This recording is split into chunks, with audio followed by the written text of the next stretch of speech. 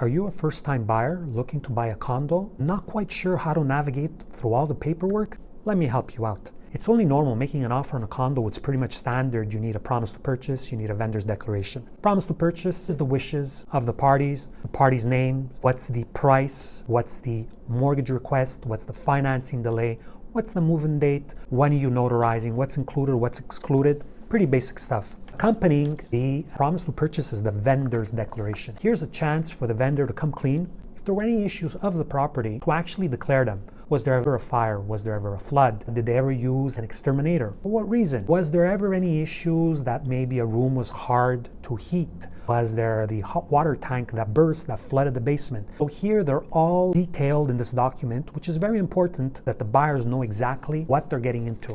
One of the documents that's also important when purchasing a condo is the RIS form, the request of information to the syndicate of co-ownership. What does this document say? Basically, it confirms what are the condo fees per month. Are there any late fees from the vendor who's actually selling? What's the amount that the syndicate holds in their account? Are there any lawsuits? So it gives you a little bit of the feel of what's going on, but we're going to see some other documents going on in. A very important document is the Declaration of Co-Ownership. This is pretty much the bylaws that all the owners must abide to live in harmony, of course. So what are bylaws? Are you allowed a pet? Are you allowed a dog? Up to what weight maximum? Are you allowed to move without advising them?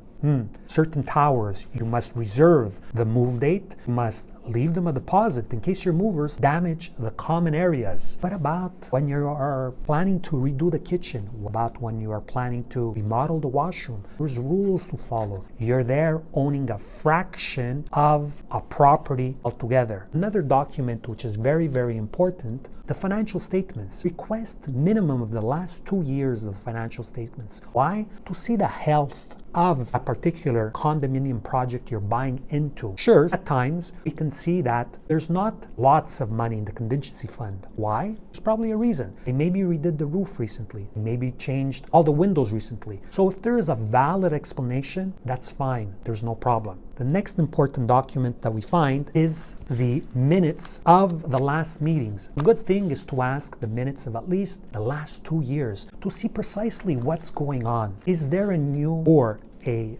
special notice of assessment that has been voted? So you're going to have a surprise coming up. Are they planning to maybe do the asphalt in the parkings? Are the elevators something that they're looking into get a quote to get them replaced? Are they having an issue maybe with one of the other co-owners? Are there other co-owners that are late? So in the minutes we kind of see exactly what was discussed in the last meetings. Another document that's important is the certificate of location. Don't get me wrong, the only people that can pronounce themselves on this is going to be the notary or the lender. But I mean, if you want to take a glance simply to confirm the square footage that you're buying, and also is there a parking spot included? Is there a garage included? See the document, just assure yourself, because the lender and or the closing notary will request a certificate of location that is 10 years or less, showing the actual state of the property. These are some of the documents, not all. I just want to specify there's a difference if you're buying a condo in divided ownership, which is the norm, or undivided co-ownership. I'm not going to go into it later because that's a conversation for another day. But you do understand that buying a condo opposed to buying a home is a totally different game. Just assure you,